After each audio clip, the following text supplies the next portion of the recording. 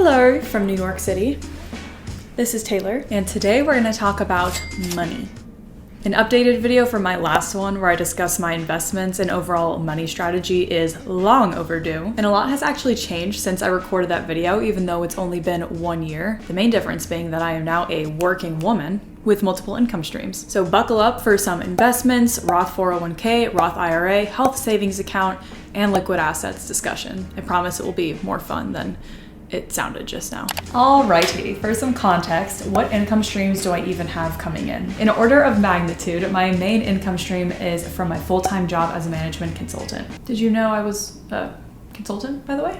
Did you know that? And those paychecks come in twice a month. Now, of course, a substantial portion of them go into my Roth 401k, my health savings account, etc., but we will go over those things soon. My next largest income stream comes from YouTube ad revenue, and it is becoming slowly a larger portion of the pie, I'm very happy to say, and that paycheck comes in once a month. After those two income streams, which by far make up the largest bulk of the pie, my next largest stream is what I still make from my reselling business. For those who don't know, I used to actively thrift clothes and flip them online for profit. This was a super fun side hustle that I started during quarantine, and even though I've now sold off a large majority of my inventory, I still make sales every single week that my mom packages up for me and ships on my behalf from California.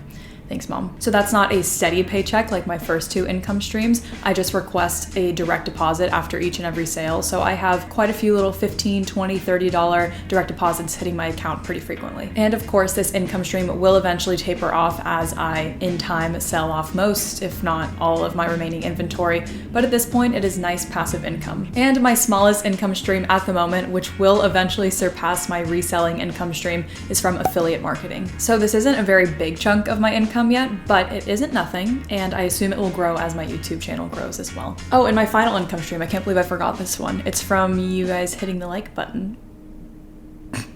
Sorry. Okay, but also not sorry. Okay, so where do I put this money once I receive it? That's what this video is about. So I sort of think of this whole process in terms of filters. So I get paid this whole amount. This amount goes into various retirement accounts. This much goes into my liquid assets, and whatever is left over after my expenses gets invested. Okay, so with that, I'm starting with my Roth 401k, which is a type of retirement savings account that's offered through my employer. The difference between a Roth 401k and a traditional 401k is that the Roth 401k is funded with after-tax contributions. So when I start taking out that money when I'm 72 years old, it's a tax-free withdrawal, which I think is pretty cool because at that time I hope to be in a higher tax bracket. And even if I'm not, for whatever reason, it is still a tax advantaged account. So last year in 2021, the maximum contribution was $19,500, and I maxed that out. Even though I actually started working in April of 2021, so 4 months into the year, I elected for a disproportionately large percentage of my paycheck to come out each month, so that way I would hit that $19,500 threshold by the end of the year. This year in 2022, the maximum contribution is now $20,500. So now I have a little less than 20% of my base salary paychecks coming out each month to go into my Roth 401k. Now, this is important. Would I recommend that everyone max it out? It really depends on your situation. If you need to have more liquid assets at any point in time to cover your expenses, to take care of your family, whatever it may be for you, then obviously no, I would not suggest to max it out. I would, however, strongly recommend that anybody put in at least as much as your employer will match, because that is literally free money and one of the perks of working a corporate job. So this relatively large chunk of money that I have sitting in my Roth 401k, is it just sitting there, you ask? You probably aren't asking that. But what do I have it invested in? When I chose how much of my paychecks I wanted to go towards the Roth 401k, my employer's interface gave a list of options on how you want that money invested. And I just chose to put 100% of it into an index fund that tracks the S&P 500. That's just how I roll, okay? I stick with the basics, and I'm not touching that money for 48 years. So moving on to the Roth IRA, this is an individual retirement account that, like the Roth 401k, is funded with after-tax dollars. The max contribution in 2021 for folks under 50 years old was $6,000, and I maxed that out as well. And this money sits pretty much in the same exact investments that my personal investments do, and we will go over what those are soon.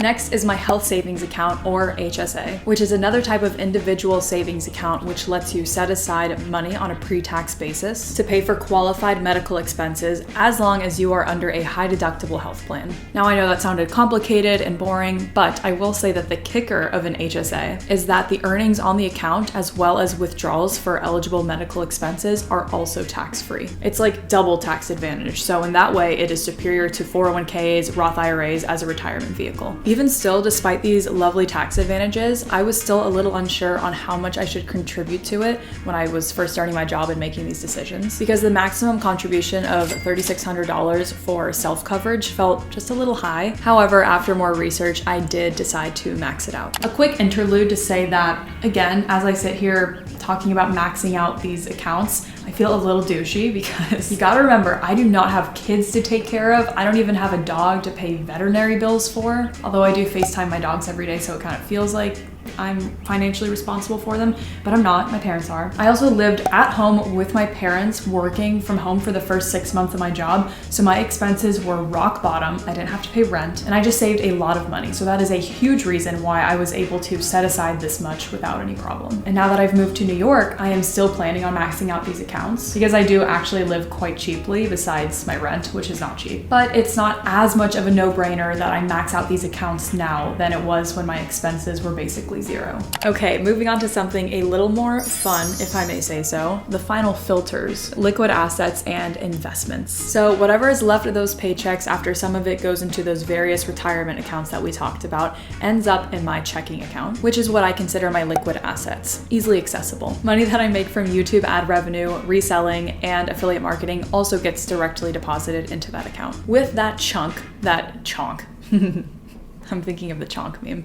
Okay, sorry. With that chunk that is left in my checking account, so my liquid assets, I leave enough in there for two things, which can pretty much be summarized to my needs and my wants. So starting with my needs, I leave enough in there to, of course, pay off my credit cards, to pay for rent, to pay for food, anything that I need. And then the second thing, the wants, I leave enough in there if I want to take a spontaneous weekend trip, to pay for a flight, anything that is just slightly more pricey than my usual expenses. You could call it a travel fund, I guess, whatever you want, but I just like to leave enough in my liquid assets to be able to cover things like that. And that brings us to the final filter, investments. Whatever amount of liquid assets I decide does not have to be immediately liquid, I invest. I don't have a set amount that I invest every single month, but I do have an absolute minimum of $1,000 per month, which I know because I set up an automatic transfer for $1,000 to go from my checking account into my Charles Schwab brokerage account. On any given month though, if my checking account is looking normal, then I won't take out anything additional besides that $1,000. On other months, if my checking account is looking a little thick, then I will take out even more to invest. When I get my end of the year bonus, for instance, I will take out a lot more than that. So it just depends. And of course, if my liquid assets ever fall behind for some reason, then I can at any point stop that $1,000 automatic transfer. And what do I invest this money in? You are probably wondering. I invest almost all of it in VU. VU, for those who don't know, is the Vanguard ETF that tracks the S&P 500. I used to invest in SPY, which is another ETF that tracks the S&P 500, but upon learning that VU has a lower expense ratio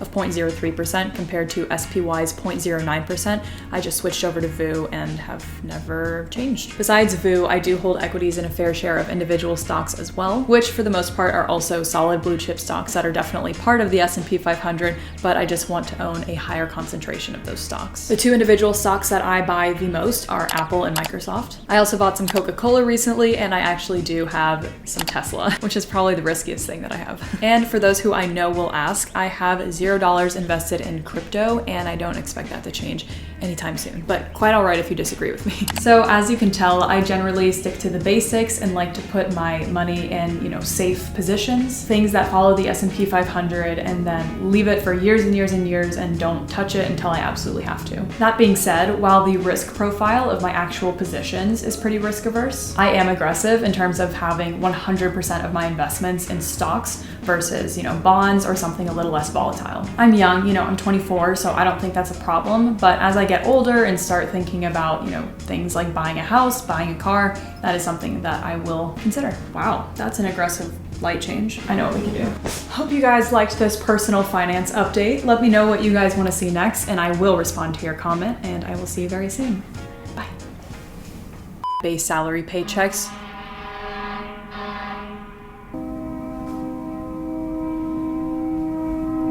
Okay. Oh my God. Are you done? You done? Nope.